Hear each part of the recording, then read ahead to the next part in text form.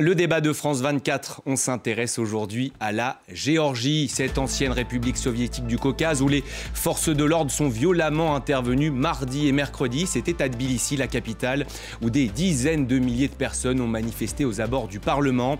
Parlement qui a adopté hier en deuxième lecture un texte dont ils ne veulent pas, ce projet de loi sur l'influence étrangère, copié-collé d'une loi russe. Alors, la Géorgie est-elle aujourd'hui à la croisée des chemins? Ses aspirations européennes ont-elles encore un avenir? Quid également, bien sûr, de l'influence russe sur place? Toutes ces questions et bien d'autres, on va tenter d'y répondre avec mes invités. Je vous les présente. Je commence par vous, Régis Janté, bonjour. Vous êtes notre correspondant en Géorgie. Vous êtes en direct de Tbilissi et vous avez couvert pour nous en ce début de semaine ces manifestations immenses dans les rues de la capitale géorgienne. Vous avez notamment été frappé par la détermination des manifestants. Vous nous le direz tout à l'heure. Bonjour également à vous, Irma Inaridze. Vous êtes également à Tbilissi. Vous êtes une activiste, documentariste géorgienne, militante des droits humains et vous avez été de tous les combats démocratiques dans votre pays. Merci à vous d'être là. Et puis en plateau, je salue Pascal Boniface. Bonjour. Bonsoir. Directeur et fondateur de l'IRIS, auteur de 50 idées reçues sur l'état du monde, sorti aux éditions Armand Collin. Face à vous, Patrick Martin-Genier, bonjour. Bonjour. Enseignant à Sciences Po Paris, on en a parlé dans l'actualité d'aujourd'hui. Voilà. Eline Alco, spécialiste des questions européennes, auteur de L'Europe a-t-elle un avenir? Une approche critique de la construction européenne aux éditions Studirama. Avant de tous vous donner la parole, on va écouter ces quelques manifestants, réactions recueillies hier dans la capitale géorgienne. La Géorgie ne cédera pas plus qu'elle ne s'écartera de la voie européenne. Pas de direction russe, ce gouvernement ne pourra pas adopter cette loi. Nous sommes venus ici dire non à la loi russe. Nous voulons être libres et nous voulons être l'Europe. De quoi avons-nous le plus peur? D'être gazés, d'être battus ou de perdre le pays? Il me semble qu'en ce moment, nous avons une peur bleue de perdre le pays au profit de la Russie et d'un gouvernement de traîtres. Les manifestations se poursuivront. Il y aura une troisième audience. Il y aura un processus pour surmonter le veto présidentiel et de plus en plus de gens vont venir ici. Régis, vous étiez donc au milieu de ces manifestations violemment réprimées par les forces de l'ordre, des forces de l'ordre géorgiennes accusées d'être les esclaves de Moscou. On l'a vu dans votre excellent reportage hier. Ils sont très déterminés, ils sont venus des quatre coins du pays. Oui, effectivement, c'est vraiment ça qui m'a frappé hier. D'abord par le nombre. Je couvre ce pays depuis plus de 20 ans pour nos antennes, RFI et France 24. Et je crois que c'est une des 2 ou 3 plus grosses manifestations que j'ai pu couvrir dans ce laps de temps. Et il y en a beaucoup en Géorgie, parce que c'est un vrai pays où il y a quand même de la liberté, il y a une humeur démocratique. Et lorsque la manifestation a commencé, sitôt après qu'on ait appris que le Parlement avait adopté en seconde lecture, en deuxième lecture ce texte, eh bien les gens ont convergé vers le Parlement. On voit ces images en ce moment, et chacun avait son masque à gaz, son masque pour les yeux, ses masques pour respirer, etc. Enfin, chacun savait que ça pouvait être dangereux, en tout cas très désagréable comme soirée, mais chacun est venu, et cette détermination, on la sent parce que ça fait 3 semaines en fait qu'on manifeste en Géorgie chaque soir, parfois à plus bas régime. Il y a 3000, 4000 personnes dans la rue, mais il n'y a pas un soir sans manifestation depuis 3 semaines maintenant. Irma Inaridze, à quel point il était important pour vous de manifester mardi, mercredi? Bonsoir, je vous salue tous, je salue vos spectateurs. Merci beaucoup de me faire cette chance d'intervenir et de témoigner de la situation. C'est non seulement pour moi, mais c'est pour tous les Géorgiens, et nous sommes nombreux. 80% de population géorgienne sont pour l'intégration à l'Europe et à l'OTAN. Parce que nous avons passé des moments très difficiles. Ça fait 35 ans qu'on se bat pour faire sortir de cette influence de la Russie. Et à chaque fois, chaque génération a son rôle à jouer. Et on parle beaucoup de la génération de Z aujourd'hui, qui sont à la base, qui sont à la tête de ce mouvement de faire proteste et de protester cette loi russe. qui nous ramène à nouveau, à chaque fois, à nouveau à la Russie, à l'influence de la Russie qu'on veut sortir depuis 35 ans. Il y a beaucoup de guerres qu'on a passées, il y a beaucoup de manifs qu'on a passées, il y a beaucoup de répressions qu'on a passées. Et bien évidemment, c'est très important d'être déjà à côté de ces jeunes qui sont l'avenir du pays, qui représentent l'avenir de la Géorgie, qui sont complètement européennes et qui ne vont pas lâcher cette choix d'aller vers l'Europe, puisque vous savez très bien que nous avons reçu le statut de candidat à l'Europe. Et donc, bientôt, il y aura des négociations qui doivent commencer pour adhésion à l'Europe. Et c'est notre chance et c'est notre motivation pour aller vers cette Europe rêvée depuis très longtemps de nous tous. Pascal Boniface, concrètement sur le fond du texte, que contient-il et pourquoi les manifestants n'en veulent pas? C'est un texte qui est une sorte de copie conforme d'une loi qui a été passée en Russie, qui dit que si une ONG ou une association reçoit des aides, des subventions de l'étranger, elle doit se déclarer comme étant financée par l'étranger. Donc, dès que vous êtes en contact avec l'étranger, vous êtes anti-patriotique, vous êtes un ennemi de l'intérieur. Vous cherchez à déstabiliser le pays. Voilà, c'est ça. Et donc, alors bien sûr, ça fait référence aux révolutions orange. Bon, c'est sûr que George Soros a aidé les mouvements, mais les mouvements, c'est pas lui qui les a créés. Et donc, dans tous les pays, il y a des aides. Toutes les ONG, toutes les associations reçoivent des aides internationales. Sinon, les ONG ne pourraient pas se financer. Bien sûr, là, ça fait une sorte de mise en cause du monopole. Et donc, ce que voudrait le pouvoir géorgien, c'est que lui seul peut décider qui peut recevoir de l'argent. Et si l'on ne sait pas de l'argent de l'étranger, on peut penser que les organisations de défense des droits de l'homme ne risquent pas de recevoir beaucoup de subsides du gouvernement, auront des difficultés de financement interne. Donc c'est une volonté en fait de faire taire. Mais apparemment, le gouvernement a fait une grave erreur parce qu'il pensait faire taire l'opposition en faisant cette loi, en disant s'il n'y a plus de financement, tout le monde va rentrer dans le rang et puis je serai tranquille. C'est exactement l'effet inverse qui s'est produit puisque ça a déclenché une colère et il n'est pas certain, quand la boîte de Pandore a été ouverte, il n'est pas certain que l'on puisse se faire rentrer de nouveau le diable dans la boîte. Patrick Martin-Genier, il faut le dire, le projet de loi avait déjà été porté il y a un an. Pourquoi il revient aujourd'hui sur le devant de la scène? Eh bien parce qu'on a une majorité politique favorable à Poutine, il faut dire les choses telles qu'elles sont.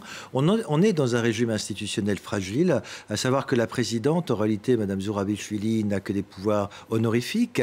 La réalité du pouvoir est entre les mains du Premier ministre du gouvernement. Il a une majorité politique. Il avait déjà reculé, rappelez-vous, à la suite, effectivement, de manifestations massives. Et là, il se trouve que ce projet de loi a été voté en première lecture, puis en seconde lecture. Et le peuple géorgien se mobilise, fait preuve d'un courage extraordinaire face à une répression. La difficulté aujourd'hui, on voit bien que ce régime est très fragilisé parce que c'est le gouvernement qui a le pouvoir avec une majorité. Il y a effectivement des propos violents qui sont échangés, mais il y a un grand espoir du peuple, comme cela vient d'être dit donc par votre correspondant et madame qui représente la société civile. C'est cette volonté de continuer à aller de l'avant pour adhérer à l'Union européenne. En réalité, il y a un grand danger que court ce pays. Tout peut basculer d'un moment à l'autre. Il est aujourd'hui à la croisée des chemins. Elle est à la croisée des chemins parce que si demain ce projet de loi passe et voté et en force de choses légales avec un aspect tout à fait obligatoire, eh bien ce sera un coup d'arrêt, c'est ce que vient de dire l'Union européenne, un coup d'arrêt au processus d'adhésion de ce pays à l'Union européenne. Ce serait extrêmement dommageable. Et on a brièvement... Ce qui est d'ailleurs un peu, enfin, il faut réfléchir à cela parce que les autorités actuelles seront peut-être ravies que l'on cesse le rapprochement avec l'Union européenne. Et donc, à la fois, on ne peut pas... L'Union européenne est un peu coincée parce qu'elle ne peut pas ne pas réagir par rapport à ces restrictions qui sont contraires à ses valeurs et à ses règles. Et en même temps, en prenant des distances avec le pouvoir géorgien, il faut quand même garder le contact avec la société civile parce que finalement, l'actuel pouvoir ne pense que cela, que se dire tant mieux si on peut couper les relations avec l'Union européenne. Et nous, on va plutôt voir du côté de Moscou, voire de Pékin. Régis Janté, je veux vous entendre sur cette répression qui ne touche pas uniquement les opposants dans la rue, elle touche désormais le principal parti d'opposition dont le leader est désormais défiguré. Il a été battu par la police anti-émeute. C'est un signe de plus que la démocratie s'éloigne en Géorgie? Oui, effectivement, et ça a même probablement été fait à dessein, puisque lorsqu'il a été tabassé, c'est vraiment le mot qu'on peut employer en l'occurrence, apparemment ça a été filmé par la police, on a voulu lui faire dire qu'il était un lâche, donc il y avait au-delà du passage à tabac une volonté politique qui allait au-delà en fait de ce moment-là, quoi. Et effectivement, lorsque lundi dernier, nous avons eu une très grande manifestation ou rassemblement organisé par le parti au pouvoir, qui est très inquiet en réalité, parce que ça dure depuis 3 semaines, donc il a essayé de faire une démonstration de force, qui était une manifestation aussi très importante, mais pas du tout spontanée. On a vu, par exemple, des marches coup de cas, des minibus apporter tous ces gens dans la capitale. Ils sont aussitôt repartis chez eux. Eh bien, on a eu un grand discours de cet oligarque qui tient véritablement le pays, Bidzina Ivanishvili, qui apparaît très rarement en public. C'est quelque chose qu'il déteste, mais là, il s'est senti obligé de venir parler et son discours a été très menaçant, notamment contre ce parti, en disant qu'il était le parti de la guerre et qu'il y aurait des répressions. Il a vraiment dit très clairement contre ce parti une fois que cette loi serait adoptée, puis après les élections parlementaires d'octobre prochain. Donc là, on voit vraiment la volonté de mettre en œuvre cette loi, en effet, contre le principal parti d'opposition, en effet. Irma Inaridze, pour vous, si cette loi passe définitivement, c'est la mort de l'opposition et de la société civile en Géorgie ? Absolument, c'est exactement la même chose. De toute façon, nous avons l'exemple de la Russie. C'est exactement la même chose qu'est-ce qui s'est passé en Russie après l'adoption de la loi des agents étrangers. Donc, c'est exactement le même scénario. Et il y a quand même un moment très important qui s'est passé le 29 avril, que Régis vous a parlé de cette manif organisée par le parti au pouvoir Georgian Dream, en mobilisant et en mettant toutes les ressources administratives de faire venir des gens de région et de faire la manifestation, on ne sait pas à qui, pour nous faire déclarer depuis 12 ans au pouvoir ouvertement le message pro-russe, ouvertement le message, et on a appelé même ça, son discours, comme la manifeste anti-européenne. Parce que jusqu'à maintenant, ils ont créé ils ont utilisé quelques partis politiques, comme l'Alliance patriotique, où ils ont utilisé tantôt Altinfo et le mouvement conservateur. Après, ils ont créé, dans leur propre parti Georgian Dream, une fraction qu'on a appelée la force du peuple, pour réclamer le message pro-russe, soi-disant, nous sommes européens, et eux, il y a quand même une population, population de Géorgiens qui serait pro-russe. Mais c'est vraiment le mensonge qui a été dévoilé par l'oligarque le 29 avril, puisqu'il a vraiment prononcé lui-même, il nous a promis pourquoi il veut adopter cette loi, pourquoi il veut adopter cette loi avant les élections, pour vraiment finir avec la société civile, pour finir avec le média libre et pour vraiment faire des répressions et de libérer le champ avant les élections législatives qui aura lieu au mois d'octobre 2024. Donc c'est cette précipitation de ce gouvernement juste avant les élections, et nous on est prêts à se battre et on n'a pas d'autre solution. De toute façon, on est dans une situation complètement inextricable où nous gagnons en étant la société civile, grâce à qui la Géorgie a quand même reçu ce statut de candidat, parce que ça a été clairement dit par l'Europe, par l'Union européenne, que c'est pas le gouvernement qui méritait ce statut de candidat, mais c'est le citoyen de Géorgie.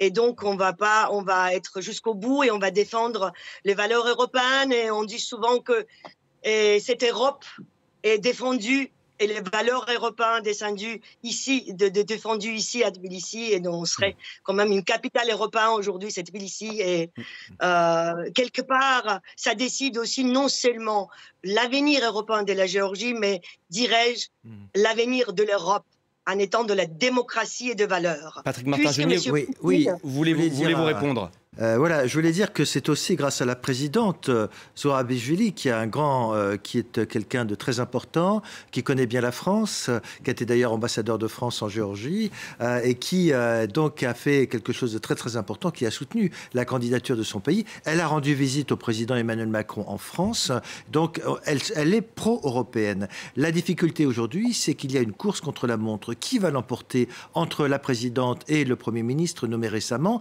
C'est ça la difficulté. majorité, il va y avoir des élections législatives. Et quand Mme Emaridze dit que c'est grâce à la société civile, je suis d'accord. Il n'en demeure pas moins que, sauf à considérer que ce pouvoir n'a pas été élu démocratiquement, il y a une majorité politique. Et aujourd'hui, rien ne peut empêcher, sauf un renversement de ce gouvernement, que cette loi passe. Donc il y a véritablement une course contre la montre. Et l'objectif, c'est bien évidemment aussi la menace. Ce serait de renverser la présidente de Géorgie. La présidente géorgienne qui veut opposer son veto, mais le parti au pouvoir pourrait passer outre. Oui, parce qu'ils ont suffisamment de voix pour dépasser un veto. C'est un peu comme aux États-Unis. Il y a des règles, effectivement. Ils ont une super majorité. Ceci étant, très honnêtement, même si la loi passe, je ne pense pas que l'opposition s'arrêtera. C'est-à-dire que ça sera effectivement plus difficile, ça sera un symbole très fort. C'est peut-être le début d'une longue séquence politique. Je pense qu'au contraire, ça pourrait stimuler la mobilisation, puisque c'est bien parce que cette loi a été remise sur le devant de la scène que les gens se sont mobilisés. Donc si le pouvoir estime qu'en faisant passer la loi et en interdisant le financement de l'étranger, ils vont faire rentrer tout le monde chez eux, je crois qu'ils vont plutôt être surpris parce qu'on peut très bien, heureusement, il y a aujourd'hui des réseaux sociaux et on peut très bien se mobiliser sans argent, on peut très bien échanger les informations. Et en fait, les réseaux sociaux dans de nombreux pays ont permis des mobilisations contre des régimes autoritaires très très fortes. Le problème, c'est que c'est difficile de dégager un leader par la suite. C'est un peu le pendant de cela. Mais donc, il n'est pas besoin d'avoir de l'argent de l'étranger pour se révolter contre son pays. Et donc, je pense que le pouvoir géorgien s'est trompé de cible et en fait, de son point de vue, le remède est pire que le mal. Alors, quid également, on en a brièvement parlé de Bidzina Ivanishvili, cet oligarque milliardaire, donc ancien Premier ministre, qui pèserait, selon les estimations, 40% du PIB géorgien. Régis Janté, pour nos téléspectateurs qui ne le connaîtraient pas, qui est-il et quelle est aujourd'hui son influence sur la politique géorgienne? Il est en coulisses, il agit dans l'ombre. Il agit dans l'ombre, même si les ministres sont ses hommes. Par exemple, celui qui était Premier ministre jusqu'il y a quelques mois était vraiment son factotum, celui qui travaillait pour lui, qui réglait ses affaires, notamment en Géorgie. Il est devenu son Premier ministre, le ministre de l'Intérieur et l'ancien responsable de sa sécurité personnelle, etc. etc. C'est pas simplement un oligarque qui pèse à peu près 5 milliards, c'est plus que ça. C'est quelqu'un qui vient du cœur même du pouvoir politique russe. Lorsqu'en 1996, le président russe, Eltsine, termine son premier mandat et qu'il est au plus bas dans les sondages, on parle de 3% à l'époque, les communistes sont sur le point de revenir au pouvoir et une coalition de milliardaires décide de faire réélire coûte que coûte Eltsine en mettant beaucoup d'argent sur la table, en créant un faux candidat qui sera le fameux général Liebed, etc.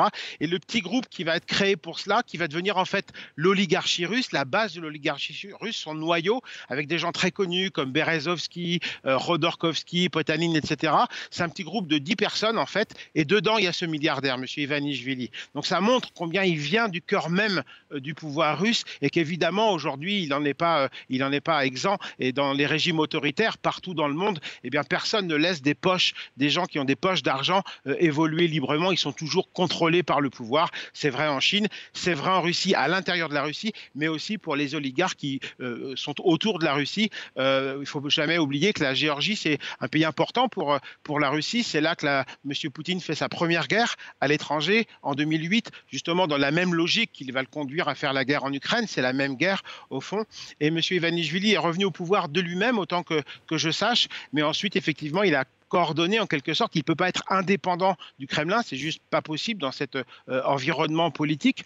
Il faut voir qu'un oligarque, c'est un acteur géopolitique en réalité. Il faut les voir comme ça, les oligarques. Ce ne sont pas simplement des gens qui ont de l'argent, parce que avec l'argent, on achète des médias, on achète des services secrets, on achète des votes, on achète des députés, des partis, etc. Donc il est très puissant, il contrôle.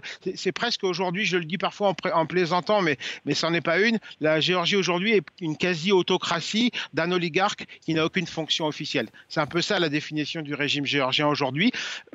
Par rapport à ce que disait M. Martin Grenier au sujet, ils ont été élus démocratiquement. Effectivement, il y a une légitimité, ils ont été élus. Ça pose beaucoup de problèmes parce que les élections sont beaucoup moins propres qu'elles ont pu l'être. Donc tout de suite, le doute s'introduit quant à la légitimité. Par exemple, au niveau des budgets, et c'est légal, mais par exemple, 50% de tous les budgets d'élection sont celui du parti au pouvoir, le Rêve géorgien, et qu'en 50%, ce sont tous les autres partis. Donc ça montre le poids qu'il a dans ce pays, juste parce que c'est un oligarque qui le finance. Et on va justement écouter un extrait du discours de Bidzina Ivanishvili, c'était en début de semaine. Écoutez.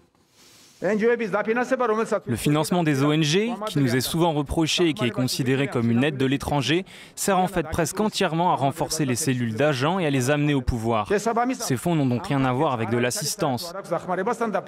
Au contraire, leur seul objectif est de priver la Géorgie de sa souveraineté étatique. Pascal Boniface, c'est réellement lui le maître du pays aujourd'hui ? Bah oui, Régis l'a bien dit, Régis Janté l'a très bien dit. Quand vous avez une fortune qui est à peu près la moitié du PIB du pays, vous avez quand même, on vous écoute poliment. Et donc vous avez l'influence. Et effectivement, on peut acheter des parlementaires, on peut acheter des médias, on peut acheter l'opinion. Ça se voit. C'est presque assez ironique qu'il parle de l'influence étrangère, puisque lui-même en fait obéit à un pays étranger qui est la Russie. Donc mais la bonne influence étrangère, il retourne effectivement l'accusation. Et vraiment, la partie qui se déroule en Géorgie ici est extrêmement importante et il y a des dangers qui sont très lourds. Que va-t-il se passer si, par exemple, le pouvoir est en difficulté et qu'il demande l'aide de la Russie pour rétablir le calme selon ses propres... Donc on s'est dit, il y a l'Ukraine, mais qu'est-ce qui pourrait se passer? La Géorgie n'est pas dans l'OTAN. La Géorgie a une partie de son territoire qui est déjà occupée par la Russie. Environ 20%. Bon, 20%. Alors, la guerre en 2008, Saakashvili a cru un peu rapidement qu'il serait soutenu par les États-Unis. Il a déclenché quelque chose qui s'est retourné contre lui.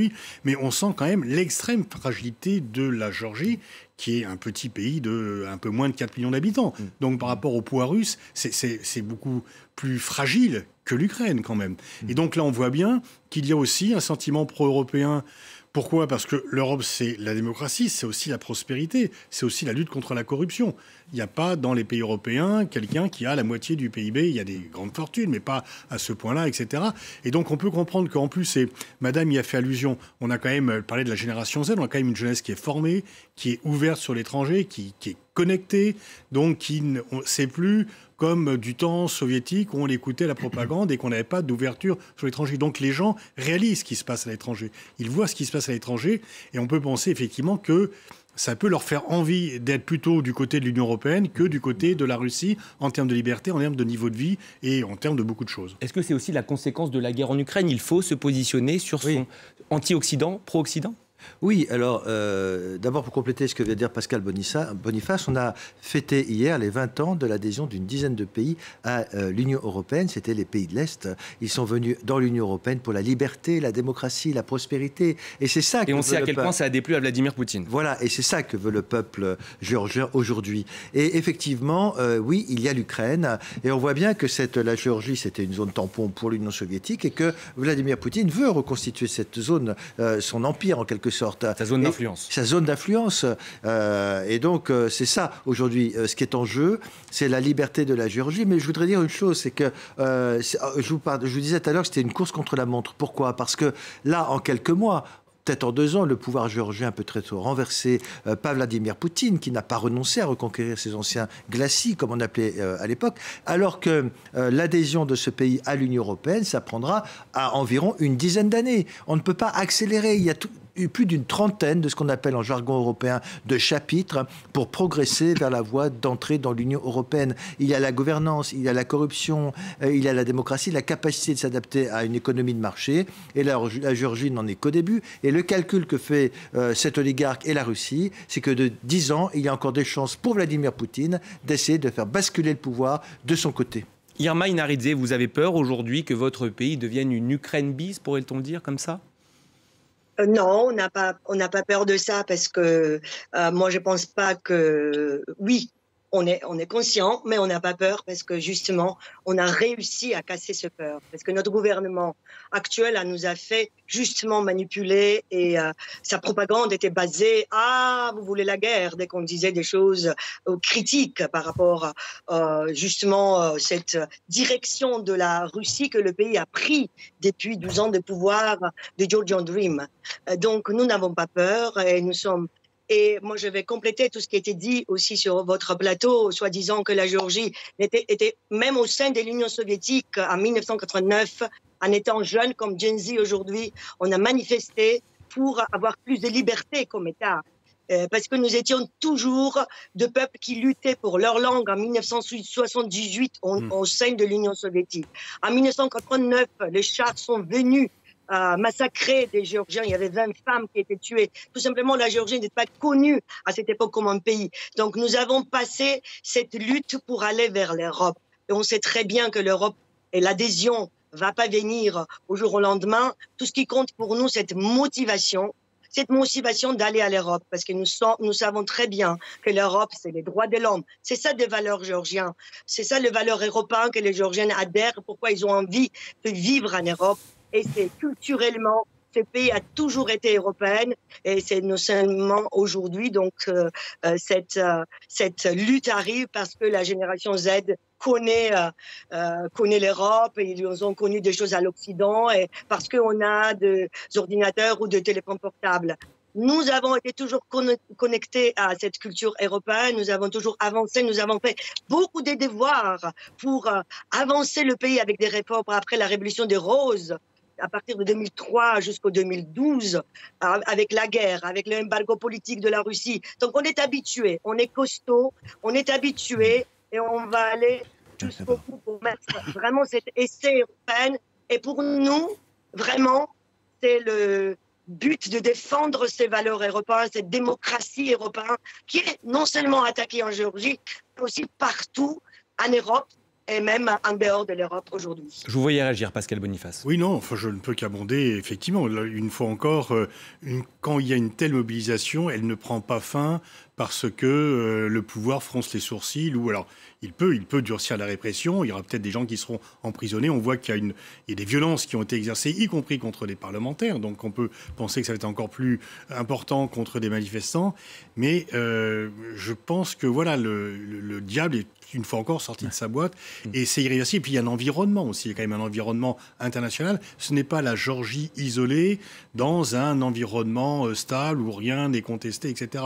Donc je pense que là, il y a quelque chose qui est irréversible. Mais c'est d'autant plus dangereux parce que il ne faut pas penser que Poutine va se laisser faire facilement. Donc il faut faire extrêmement attention à ce qui va se produire. Et comme Poutine estime qu'il n'a plus rien à perdre avec les pays occidentaux, que de toute façon cette partie-là est perdue, que lui doit plutôt regarder vers l'Est, le Sud, mais en tous les cas, ils ont intégré la doctrine Karaganov, ils ont intégré qu'il n'y a plus rien à faire avec les pays occidentaux.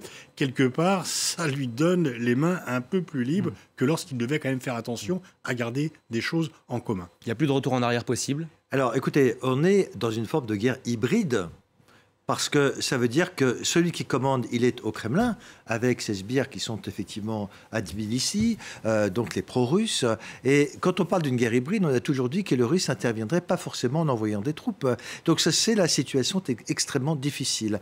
Il y a quand même un pays qu'on oublie, parce que lorsqu'on écoute les États-Unis, la Maison-Blanche, on nous parle d'ancrage, pas uniquement d'ancrage européen, mais d'ancrage euro-atlantique. Ce qui veut dire aussi que les États-Unis surveillent beaucoup la situation avec le Royaume-Uni, et que donc les États-Unis seront là pour, le cas échéant, intervenir s'il y avait véritablement un danger. Seul problème, Pascal Boniface l'a dit, ce pays n'est pas dans l'OTAN. Donc tant qu'il n'est pas attaqué militairement, eh bien même l'Union européenne ne pourra rien faire. Nous sommes dans une situation relative d'impuissance s'il arrivait, par exemple, que cette majorité s'installe durablement dans ce pays. On peut aussi penser que même s'il était attaqué militairement, il n'est pas certain. Les États-Unis ont dit qu'ils ne feraient rien militairement comme envoi de troupes par rapport à l'Ukraine. Ils envoient des matériels, mais là, c'est pas. Si c'est le gouvernement qui prend le pouvoir et qui a une aide militaire d'un pays extérieur, il sera beaucoup plus difficile d'intervenir. Régis Janté, une réaction sur ce point précis?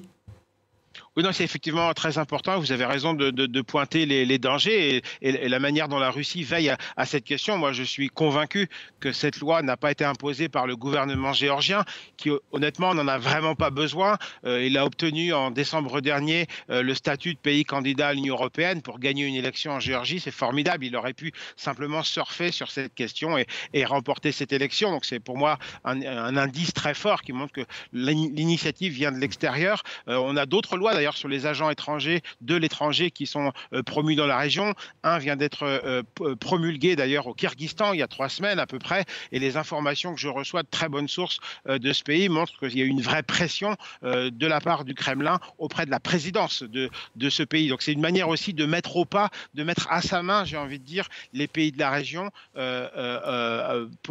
par la Russie, quoi. Donc effectivement, et ces jours-ci, on entend un discours sur l'importance des élections. question qui en soi n'est pas très importante, mais c'est l'idée, je crois, derrière de rester dans la légalité, effectivement, pour pas donner le moindre prétexte, qui en fait ils n'en ont pas besoin, mais à la Russie pour pas qu'on retrouve le scénario qui s'était déroulé en Ukraine. Je souligne aussi une question importante. On parle toujours de ce que sera le sort de la guerre en Ukraine, mais du sort de l'Ukraine dépend le sort de tout un tas de pays et qui seront autant de zones d'instabilité si par exemple la Russie l'emportait, parce que la Géorgie, peut-être l'Arménie aujourd'hui, la Moldavie et d'autres pays avec leurs élites, je pense même au Bélarus, même au Kazakhstan, pourraient se trouver tout à fait en désaccord avec ce qui se passe et ça pourrait entraîner de l'instabilité dans les années à venir, quand bien même la Russie l'emporterait et reformerait le glacis que vous évoquiez tout à l'heure. Irma Inaridze, quelles sont aujourd'hui les armes en votre possession pour obtenir gain de cause? Donc pour les armes dans nos mains sont d'abord c'est la jeunesse et l'avenir du pays qui est dehors, et on ne peut pas dire non à l'avenir. Donc ça c'est très important. Parce que nous sommes ravis, parce que ça fait des années qu'on disait que il n'y a pas de gens qui sortent, il n'y a pas de gens qui participent. Là, finalement, à partir de l'année dernière, 2 ans avant, on voit une mobilisation forte de la jeunesse, qu'ils ne vont pas lâcher leur pays aux Russes, qui vont absolument aller avancer vers l'Europe. Ça, c'est une. Et deuxième, qu'on a cassé ce peur, et qui nous ont fait depuis 12 ans, vous avez envie de faire la guerre. Ils ont accusé l'Occident comme le parti global de la guerre. C'est exactement le même discours poutinien que notre gouvernement a mené depuis des années, et maintenant c'est ouvertement.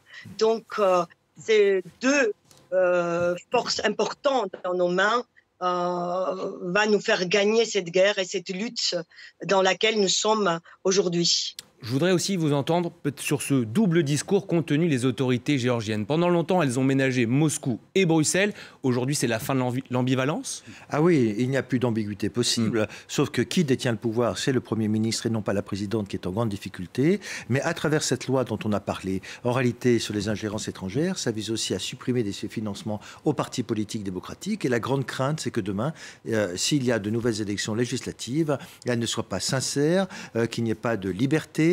La jeunesse qui vient d'être évoquée sera de plus en plus réprimée. Il n'y aura plus de liberté d'expression parce que ça vise aussi la presse. Regardez ce qui s'est passé en Hongrie. Il n'y aura plus de presse libre si ça continue. Et donc cela va conduire à l'instauration durable d'un pouvoir qui risque d'être du côté de Moscou. C'est véritablement la démocratie géorgienne qui est en cause et son ancrage européen qui peut être totalement compromis. Les dirigeants européens et américains l'ont bien compris, effectivement. Elle aurait encore une carte à jouer en Europe, cette Géorgie, avec cette loi? Ah bah non, et surtout avec un pouvoir en fait qui s'appuie complètement, parce que comme l'a dit Régis Jantet, cette loi a été prise pour Moscou. Le pouvoir s'en serait bien passé, ça lui complique plutôt la tâche et ça montre que même ils n'ont pas pu plaider leur cause auprès de Moscou en se sentant obligés de faire quelque chose qui est la copie conforme d'une loi russe. Ce à quoi ils avaient renoncé il y a un an. Voilà, alors qu'ils auraient pu dire, bon écoutez, pour l'instant ça se passe pas trop mal, on essaie de garder les 2 bouts, etc. Et donc là, il y a eu probablement un ultimatum de Moscou disant non, c'est comme ça, pas autrement. Et effectivement, le résultat, c'est que la Géorgie risque, avec ce pouvoir-là, de couper les liens avec l'Union européenne. Donc c'est tout à fait conforme au vu de la Russie. Donc il y a une sorte de paradoxe, c'est que les réactions de l'Union européenne, qui ne peuvent pas ne rien faire par rapport à cela, risquent de satisfaire le pouvoir. Il faudra voir ensuite si la révolte populaire sera suffisante pour venir à bout. Et là, enfin en tous les cas, peut-être que Madame et Régis Jantet peuvent faire des pronostics. Moi, je ne m'y aviserai pas. À titre personnel, ça a été une surprise de voir cette loi arriver au Parlement ? Oui, parce qu'il y a un nouveau Premier ministre là, depuis le mois de février, et donc il a, comme le dit vos intervenants, là effectivement ils ont reçu des ordres très clairement du Kremlin. Ils avaient renoncé parce qu'il y avait quand même cette apparence de démocratie, et là aujourd'hui c'est un pouvoir qui se durcit, qui avec cette majorité, ce nouveau Premier ministre, cet oligarque qui a beaucoup d'argent. C'est quoi un oligarque? C'est un homme qui a de l'argent et c'est quelqu'un qui obéit aux ordres du Kremlin, sans quoi il est éliminé physiquement. Donc effectivement il renforce par sa puissance économique, financière et politique, et donc c'est effectivement effectivement un nouveau développement qui fait que c'est une situation, à mon avis, irréversible. Ça va passer ou ça va casser. En tout cas, très clairement, c'est l'avenir de ce pays qui est en jeu, la démocratie et la liberté. Irma Inaridze, dans quel état était la société civile géorgienne ces dernières années? On ne parle pas évidemment des événements depuis l'adoption en seconde lecture de cette loi. Ces dernières années, est-ce que vous pouviez librement manifester? Dans quel état d'esprit étiez-vous? La société civile a été très développée en Géorgie depuis des années même 90 jusqu'au 2000. Ça a toujours existé, ça a toujours été développé par rapport aux autres régions à proximité, par rapport aux autres pays post-soviétiques, on va dire, parce que c'est un pays qui a mis ses structures assez vite sur place, et c'est ça qui a favorisé aussi un développement de la société très vite, très bien, qui nous a rendu aussi un pays quand même leader dans ce partnership oriental avec l'Ukraine et la Moldavie. Oui, nous pouvons encore manifester librement. Oui, nous pouvons encore avoir notre liberté d'expression et on va tout faire pour garder ça jusqu'au longtemps encore. Et pour justement, ça a été bien dit qu'il nous faut encore beaucoup parce que c'est tellement fragile, il faut avoir beaucoup de conscience et beaucoup d'intelligence de passer sur cette file qui est très étroite et très fragile pour gagner cette lutte et pour ne pas perdre cette liberté de l'expression que nous avons aujourd'hui. Nous sommes, et la société civile est de plus en plus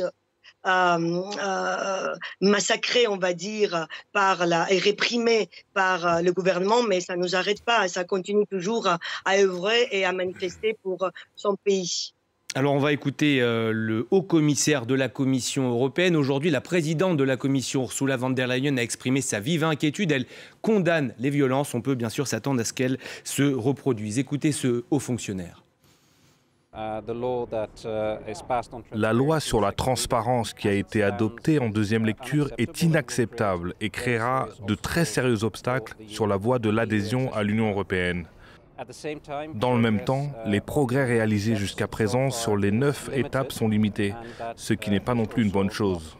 Cependant, il reste encore du temps. Nous rédigerons nos recommandations en septembre et publierons notre rapport en octobre ou novembre. Il y a donc encore du temps, mais la balle est fermement dans le camp du gouvernement. Régis Janté, on peut s'attendre à des manifestations peut-être encore plus grandes dans les prochains jours en Géorgie, à Tbilissi? Oui, je le crois. Si on prend la dynamique, d'abord, la première tentative de faire passer cette loi en mars 2023, où tout de suite les gens étaient sortis et en 48 heures, on fait retourner, au gouvernement lui ont fait retirer sa loi. Et puis là, donc, on remet cette loi à l'examen. Passage en première lecture de la loi, c'était le mercredi, il y a 10 jours à peu près, et ce jour-là, la population triple dans la rue. On a à peu près 40 000 personnes, ce qui déjà à l'échelle géorgienne n'est pas rien. Seconde lecture hier soir, on a 80 000 personnes. Donc tout porte à croire que lorsque dans probablement une semaine ou 10 jours, la troisième lecture va être entamée et qu'on va se rapprocher de l'échéance, parce que là, il n'y a plus de quatrième lecture derrière, on va avoir sans doute beaucoup de gens dans la rue. La peur n'est plus là, comme le dit Irma Inaridze, et puis la volonté, la lame de fond de ce désir d'Europe qui est inscrit profondément dans l'histoire de la Géorgie. Puis on est dans un pays aussi, dans une situation post-coloniale qu'on connaît, que la France connaît aussi en Afrique, etc. Et on a une population qui croit à son indépendance et qui ne veut pas de la Russie. Et ça, c'est très très fort. C'est la Géorgie était un des premiers pays de l'Union, enfin des républiques de l'URSS à vouloir en sortir. Dès 1978, on a des manifestations, des mouvements très importants qui vont conduire plus tard à l'indépendance. Donc je crois que c'est une vraie lame de fond.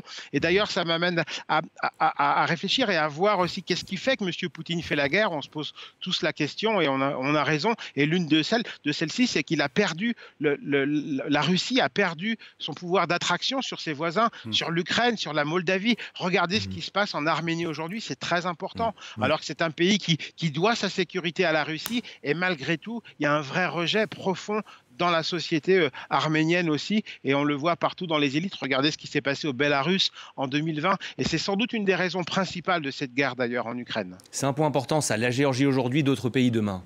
Oui, bien sûr, mais bien sûr, on le voit bien, mais la difficulté aujourd'hui, c'est est-ce que ce pouvoir va reculer ? Je n'en suis pas certain. Il se sent très fort, malgré cette puissance de la société civile. Malgré les 80% de la population qui serait favorable à une intégration européenne. Même la présidente a averti, attention, soyez prudents, ne démolissez pas les immeubles, n'envahissez pas le Parlement, ne cédez pas à une tentation de soulèvement populaire qui irait à un quasi-coup d'État. Elle a même averti, elle a appelé au calme, parce que la Géorgie est un État démocratique. Et c'est ça, aujourd'hui, la difficulté de ce pays. Et donc, la difficulté, c'est ça. Ce sont les élections qui vont venir. Est-ce que ce pouvoir va reculer ? Encore une fois, on est dans une guerre hybride. Et on voit bien, c'est ce que je voulais dire, que l'Union européenne est un peu gênée. Parce que ils avertissent ce pays qu'attention, en faisant passer cette loi, ils ne remplissent plus un des critères essentiels pour remplir les critères démocratiques. Et ils sont nombreux.